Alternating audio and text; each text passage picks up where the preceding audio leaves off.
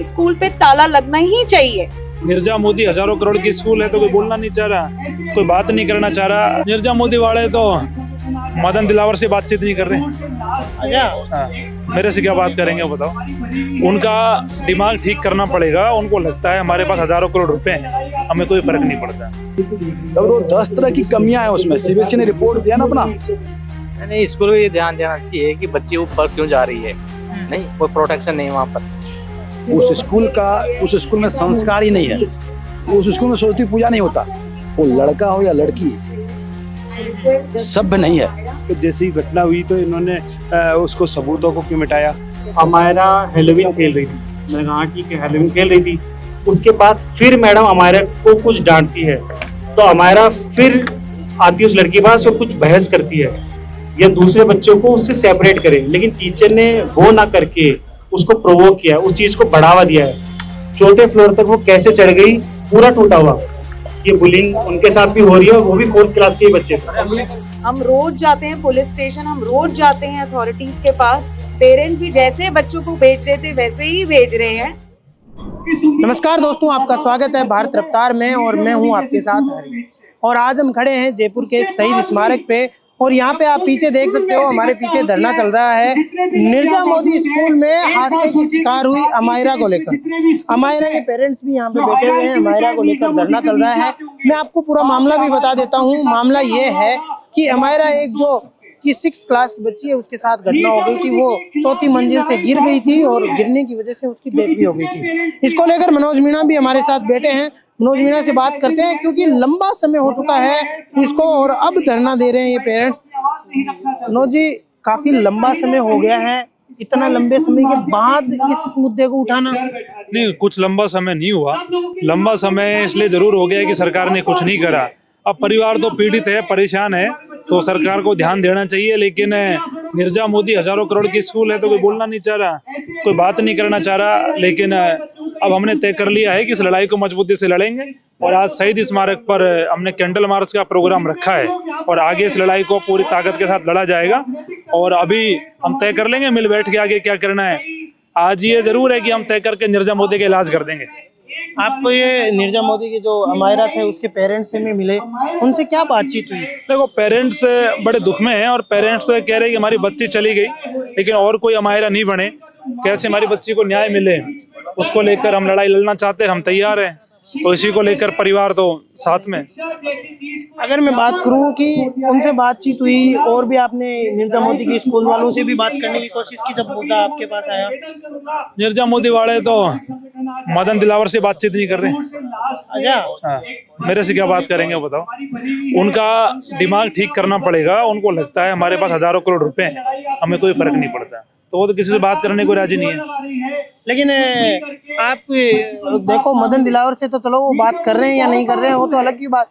किरोड़ी लाल मीणा से जब हमने बात की थी तब किरोड़ी बाबा ने ये कहा था कि निर्जा मोदी का जो मालिक है वो हमारे ही सरकार में पहले विधायक रह चुका है, तो हम बात करेंगे उनसे। तो ये तो अच्छी बात है और भी करनी चाहिए फिर बात। और मुझे भरोसा है कि किरोड़ी लाल जी कह रहे हो तो बात करेंगे किरोड़ी लाल जी। तो आपको लगता है कि उन्हीं की सरकार का विधायक है, उनसे तो बात करता ही होगा? मैंने तो सुना है कि नीम का थाना का विधायक सुरेश मोदी का भी इसमें शेयर है, उनकी सरकार का विधायक भी रह लिया। जी जी, मैं उनकी बात कर रहा हूँ, सुरेश मोदी। लेकिन मेरा ये मानना है कि इस लड़ाई में जो भी मदद करे करनी चाहिए, किरोड़ी लाल जी को भी मदद करनी चाहिए जिससे परिवार को न्याय मिले। तो मनोज मीणा का यही कहना है कि परिवार को न्याय मिले, बस इसको लेकर है वो धरना दिया जा रहा है। हम कुछ और लोगों से भी बात करने का प्रयास करेंगे। अंकल जी, आज 22 दिन हो गए, अभी अपन ने जैसे बात की, अभी तक है वो कोई सुनवाई नहीं हो रही है। सुनवाई नहीं हो रही है, मिलीभगत है सरकार का और स्कूल के प्रबंधन का। नहीं, पर जैसा कि सभी लोग को पता है कि स्कूल बहुत बड़े आदमी का है, सौरभ मोदी, जो कि पूर्व में एमएलए थे, एमएलए एमपी थे। और जहाँ पैसे की बात आती है तो बात तो बददम ही जाती है। पैसे के बल पर बात को दबाया जा रहा है। आपको लगता है कि वो पूर्व में एमएलए थे, इसकी वजह से दबाया जा रहा है? नहीं, लोग हाँ, शोर से तो दबेगा ये बात ना। एक बच्ची, एक 9 साल की बच्ची वो क्या सुसाइड का मतलब समझती होगी? सबूतों को भी मिटाया था। हैं? वो ग्राउंड फ्लोर से चली गई 4th फ्लोर। कोई व्यवस्था नहीं स्कूल में। सीबीएसई का जो नॉर्म्स है, जो रूल है, वो रूल का फॉलो नहीं हो रहा है। तब तो 10 तरह की कमियां हैं उसमें। सीबीएसई ने रिपोर्ट दिया ना अपना, सीबीएसई ने रिपोर्ट बताया है कि स्कूल का दोष है। क्या गवर्नमेंट ऑफ राजस्थान को पता नहीं चला अभी तक? उसके एजुकेशन मिनिस्टर जो हैं स्टेट के, वो बोलते हैं कोई दोषी नहीं है। तो मिली भगत है तभी तो। अगर मैं बात करूं अंकल जी, आप जैसे कि स्कूल प्रशासन ने तो कह दिया कि यार पैर फिसलने की वजह से हो गया हादसा, लेकिन सुसाइड नहीं है। नहीं, स्कूल को ये ध्यान देना चाहिए कि बच्ची ऊपर क्यों जा रही है। नहीं, कोई प्रोटेक्शन नहीं वहाँ पर, और बच्ची की बात जो सुनी नहीं जा रही है, 3 दिन से वो 3 दिन से परेशान है वो लड़की। ये नौबत क्यों आई? टीचर को ये ध्यान देना चाहिए कि एक 9 साल की लड़की एक आत्महत्या जैसा एक थोड़ी नहीं कर सकती है। अगर नहीं। मैं बात हाँ तो भाई स्कूल के जो टीचर्स है उसको ध्यान देना चाहिए। इतनी बड़ी स्कूल है, इतनी फीस लेते हैं, तो प्रोटेक्शन कहाँ दिया? उसने प्रोटेक्शन दे ही नहीं रहे। अगर मैं बात करूँ ना, तो जब अमायरा के ये पेरेंट्स हैं, जिसमें पापा और उनके मामा हैं, जब किरोड़ी लाल मीणा के पास पहुंचे थे तब हम वहीं थे। किरोड़ी लाल मीणा ने कहा कि हमारे ही सरकार में पहले विधायक रह चुके हैं, तो मैं बात करूंगा स्कूल के मालिक से, क्या उन्होंने वापस जवाब दिया उसके बाद का? तो वही मिल गया लगता है। मिल गए और क्या मिल गए। आज सबसे बड़ी बात क्या जानते हो? उस स्कूल में संस्कार ही नहीं है। अच्छा, और पता है सरस्वती पूजा कहाँ पर होती है? स्कूल में नहीं होती सरस्वती पूजा। उस स्कूल में सरस्वती पूजा नहीं होता। अब बताओ मैं क्यों बोल रहा हूँ? मेरी बेटी वहीं पहले पढ़ती थी, अब वो भी बुलिंग का शिकार हुई थी। वो तो खैर भगवान का शुक्र है कि वो बच गई। अब मैं तो झारखंड से है ना, मैं इसीलिए शिफ्ट किया। मुझे सोचा था मैं बोलूंगा, लेकिन तब तक मैं ये भीड़ भाड़ हो गया। मैं जमशेदपुर से यहाँ शिफ्ट किया बेटी के कारण। आज मेरी बेटी वहाँ नहीं निकल गई वहाँ से, मतलब पिछले साल वो 2023 से पढ़ रही थी हॉस्टल में। वहाँ के बच्चे जो है ना, वो लड़का हो या लड़की, सभ्य नहीं है। मैं तो जमशेदपुर से ही धमकाया था कि जाके थाना में केस करूंगा मैं। वो जो व्हाट्सएप में लिख के भेजा था, मेरे पास प्रूफ आ गया था। इतनी गंदी बातें इंग्लिश में लिखता था बच्चे लोग। संस्कार नहीं स्कूल में। अच्छा, स्कूल के संस्कार अच्छे नहीं है। मेरी बेटी IB बोर्ड में थी 11th से। तो स्कूल अब अभी अमायरा के पापा से जब हमने बात की तब कहा कि स्कूल को बैन कर देना चाहिए, बंद कर दे स्कूल को। संस्कार ही नहीं है। अरे ये जो बोलते हैं ना, क्या तो मतलब कॉन्वेंट स्कूल, उसमें अगर सरस्वती पूजा ना हो तो वहाँ समझ आ सकता है। ये चला स्कूल में सरस्वती पूजा नहीं तो कहाँ पे होगा? मेरी बेटी हॉस्टल में रहती थी, हॉस्टल में पूछा रहा सरस्वती पूजा, नहीं पापा यहाँ तो कुछ नहीं हो रहा। मैं तभी समझ गया स्कूल का संस्कार नहीं है, ये खाली पैसे कमाने चक्कर रहते हैं। टीचर बहुत बेअदब टीचर हैं, टीचर लोग ध्यान देते नहीं। ये अंकल जी थे, इनका कहना ये था कि स्कूल में सरस्वती पूजा भी नहीं होती है। हम और कुछ हमारे साथी अंकल बैठे हैं, उनसे भी बात करने की कोशिश करेंगे। अंकल जी क्या नाम है और कहाँ से हो? मैं गिरधारी लाल मीणा, हाँ, प्रताप नगर से हूँ। मैंने पहली बार जब ये घटना देखी तो उसमें सबसे पहले तो इन्होंने पैसा स्कूल ने गेट ही बंद कर दिए, है ना। किसी ना पुलिस को घुसने दिया, ना मिलने वाले को, ना मीडिया को घुसने ना दिया। मीडिया को। तो इसके पीछे क्या राज था? दूसरा कारण कि जैसे ही घटना हुई तो इन्होंने उसको सबूतों को क्यों मिटाया? तीसरा, जो भी स्कूल के क्लास है, जब से स्कूल एडमिशन फर्स्ट उस समय सुबह स्कूल में आते हैं, जब से शाम तक के फुटेज जारी करने चाहिए। यदि बच्ची की गलती है तो पूरी क्लास की जो भी फुटेज है, इन स्कूलों में तो वो कैमरे होते हैं। प्रिंसिपल के आपने लिया है क्या इंटरव्यू? आप लोग गए प्रिंसिपल से? हम गए थे, हमें अंदर जाने की इजाजत नहीं मिली। 22 दिन में आज तक आपको अंदर जाने नहीं दिया? नहीं, हम जब शुरुआत में जब गए थे उस समय तो अंदर नहीं जाने दे रहे थे। हाँ, तो ऐसे बताओ, इनकी तो प्री प्लानिंग थी। ये है ना, व्यवसायी लोग हैं, उद्योगपति हैं, सब जगह है ना, जो चाहते हैं उसी हिसाब से। आज आपने देखा कितने लोगों ने उन इस स्कूल के बारे में शिकायत की है बच्चों ने। तो अब ऐसे तो ये अंकल जी है वो सही बोल रहे हैं। जब घटना हुई थी उसके बाद भी मीडिया को अंदर नहीं जाने दिया था, और घटना के 10 दिन बाद भी है वो मीडिया को अंदर नहीं जाने दिया था।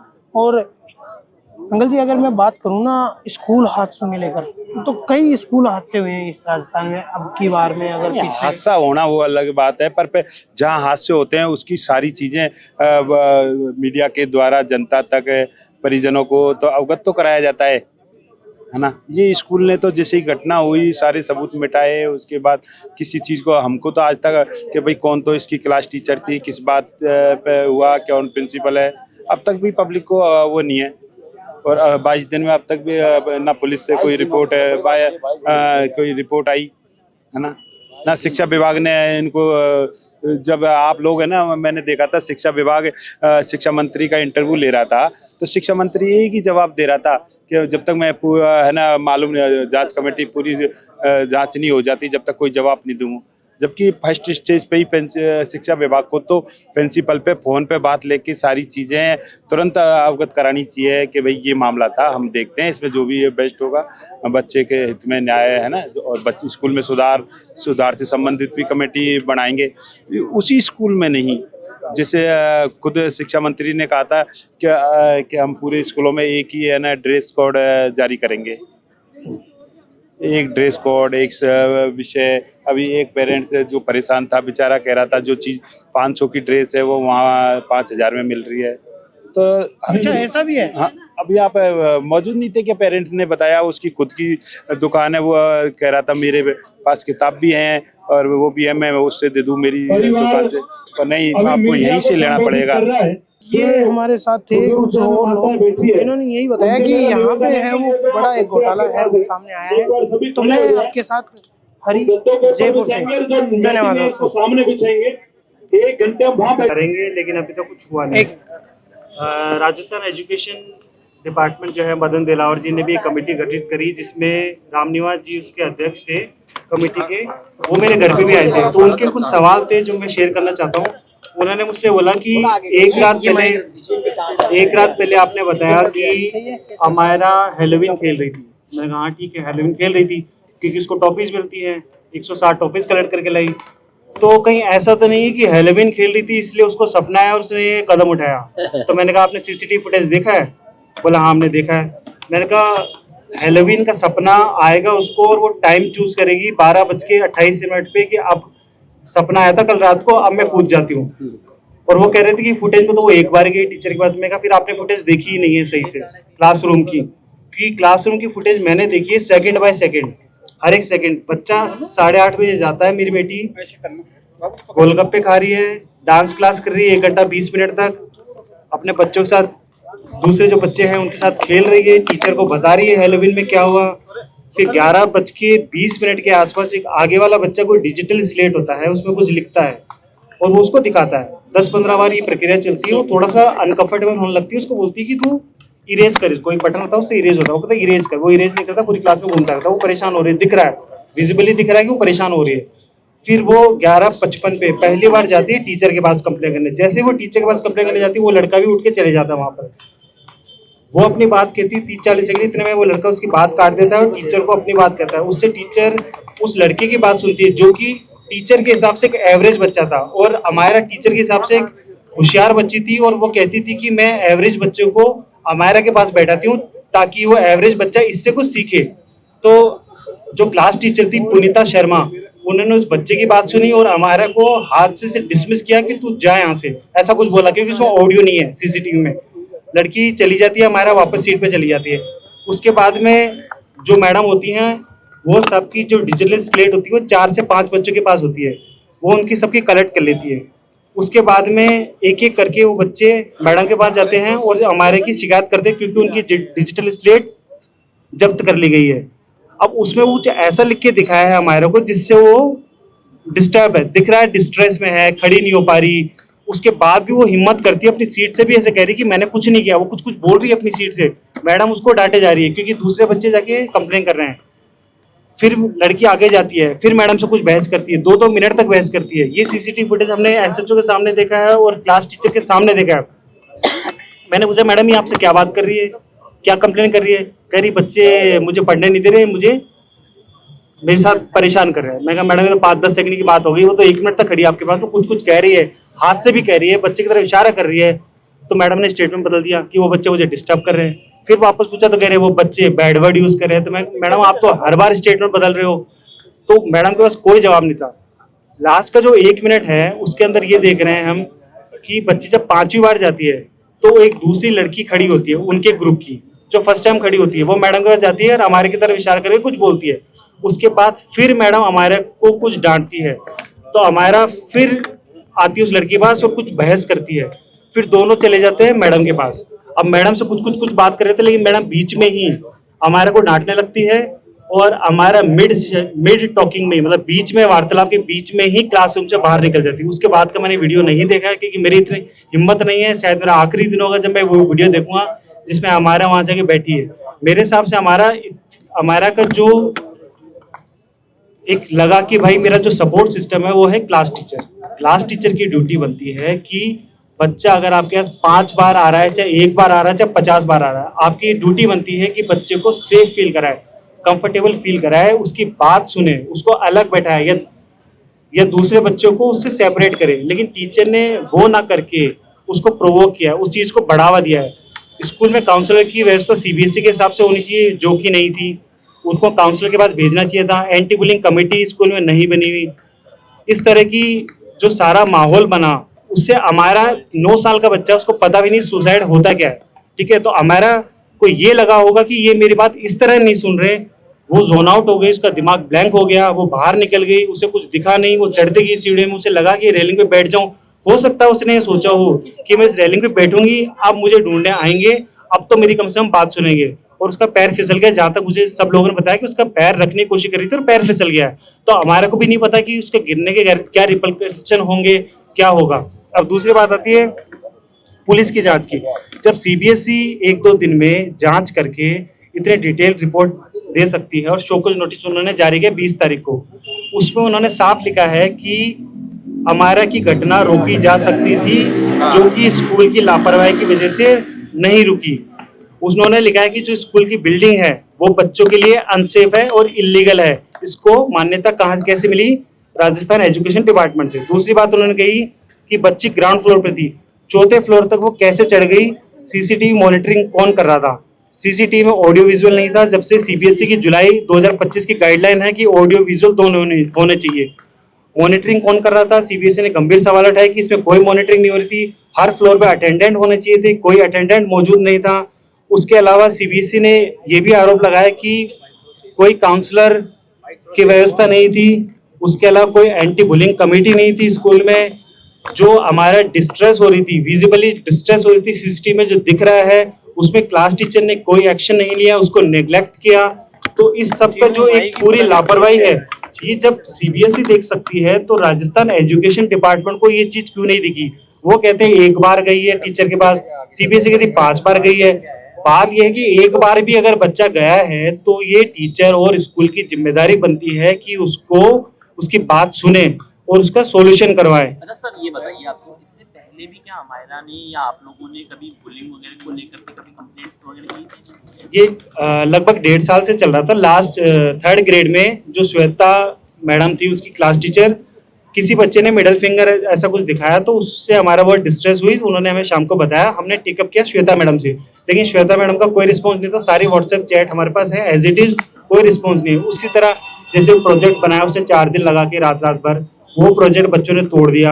हमारा बहुत परेशान हुई और हमने मैडम को बोला कि मैडम इसका प्रोजेक्ट टूट गया है। तो मैडम ने क्या बोला कि हम इसका प्रोजेक्ट आपको भेज रहे हैं। तो उन्होंने प्रोजेक्ट भेजा था हमने कार से, और मैडम ने भेज दिया उसको स्कूल बस से, पूरा टूटा हुआ। तो हमारा उस चीज से बहुत परेशान हुई थी। उसके अलावा हमने सेंट जेवियर स्कूल में एप्लीकेशन दी थी 1 मार्च को कि हम इस बच्चे का स्कूल चेंज करवा देते हैं, ये घटना होने के बाद में, लेकिन उसका किसी वजह से हो नहीं पाया।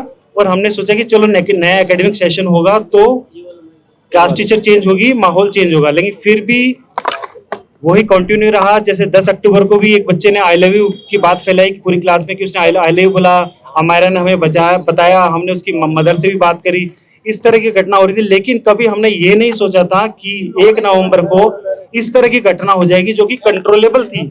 अच्छा, सर आप लगातार जो है वो आरोप लगा रहे हैं, जो थे स्कूल प्रशासन किस तरीके से जो है वो कार्रवाई नहीं हो पा रही, इसके पीछे क्या कारण आप मानते हैं कि जो स्कूल मैनेजमेंट है वो बड़ा अपना रसूख रखता है? देखो, स्कूल के द्वारा ये रूमर्स फैलाए गए, पहली बात तो कि अमायरा मेंटली डिस्टर्ब थी, उसके जो घर वालों में जो उसके मम्मी पापा है उनकी आपस में बनती नहीं थी, इस तरह के रूमर फैलाए गए। और दूसरी जो क्लिप है उन्होंने हमारे हॉस्पिटल में रहते रहते ही उन्होंने वो जंप वाली क्लिप जारी करवा दी और इसको सुसाइड का एंगल दिला दिया। अगर जारी करवाना था तो सीसीटीवी क्लासरूम की भी फुटेज जारी करवाते थे। दूसरी बात, अगर किसी फैमिली में उसके मम्मी पापा की अगर नहीं बनती थी तो हमने 23 तारीख को एक घर बुक करवाया था, जो घर हमें 2029 में मिलना था, उसकी डाउन टोकन अमाउंट हमने 5 लाख रुपए दे भी दिए थे। अगर किसी घर में कोई डिस्टर्बेंस चल रहा हो तो मुझे नहीं लगता कि वो 2029 में जो घर मिलने वाला हो वो बुक करवाएगा। दूसरी बात, हमने दिवाली सेलिब्रेट करी, उससे एक दिन पहले मेरा भाई रहता है कोटा में, वो आया कि हमने डिसाइड किया कि जो मेरे साले रहते हैं गुड़गांव में उनके पास जाएंगे, तो सारी फैमिली दिवाली से एक दिन पहले उनके पास गई, वहां सेलिब्रेट किया। फिर हमने मुरलीपुरा वाले घर में आए, वहां सेलिब्रेट किया।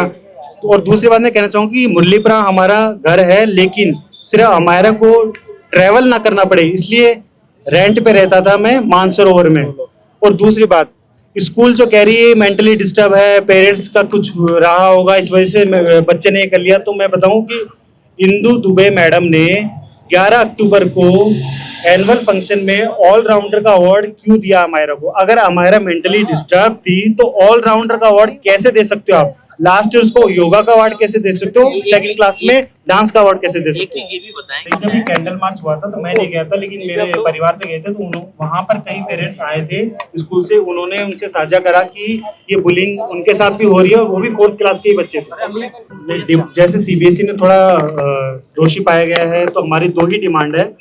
पहली तो ये है कि इसका एफिलिएशन कैंसिल होना चाहिए नीरजा मोदी का। सीबीएसई ये तय करे कि बाकी बच्चों को किस तरह से दूसरी स्कूलों में ट्रांसफर किया जाए।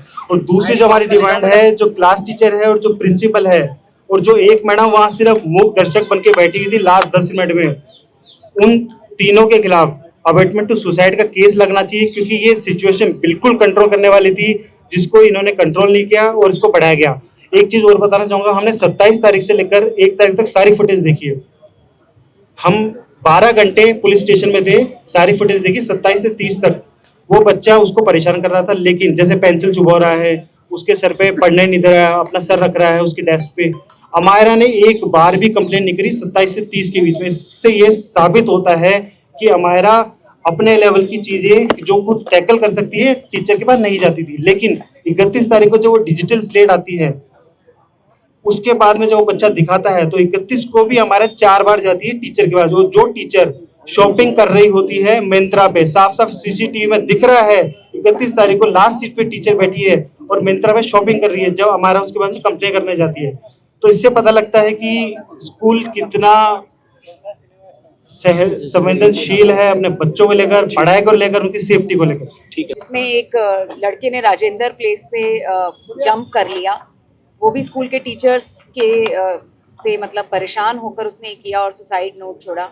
वहाँ इमीडिएट स्कूल में टीचर्स का सस्पेंशन हुआ। यहाँ पे अभी तक मिसेस पुनीता शर्मा, मिसेस रचना, मिसेस इंदु दुबे पे कोई कार्रवाई नहीं करी गई है। हम लोग दर दर की ठोकरें खा रहे हैं, हम अपनी बच्ची का सही से शोक भी नहीं मना पा रहे हैं। अभी हम रोज जाते हैं पुलिस स्टेशन, हम रोज जाते हैं अथॉरिटीज के पास, और अभी तक उन पे कोई एक्शन नहीं हुआ। स्कूल जैसे चल रहा था वैसे चल रहा है, पेरेंट्स भी जैसे बच्चों को भेज रहे थे वैसे ही भेज रहे हैं। मैं चाहती हूँ एटलीस्ट इन लोगों पे, जो कि दिख रहा है विजिबली कि सीसीटीवी में दिख रहा है कि वो टीचर अपना काम कर सकती थी जिसने नहीं किया, मैं चाहती हूँ एटलीस्ट इन लोगों पे कुछ एक्शन लिया जाए। और स्कूल का डीएफिलेशन तो बिल्कुल होना चाहिए। सीबीएसई करती है स्कूल्स का डीएफिलेशन जो अपने रूल्स पूरे नहीं करते, तो वो तो बिल्कुल मांग है कि डीएफिलेशन होना चाहिए, स्कूल पे ताला लगना चाहिए। मैंने अपने फर्स्ट इंटरव्यू में भी यही बोला था कि स्कूल पे ताला लगना ही चाहिए।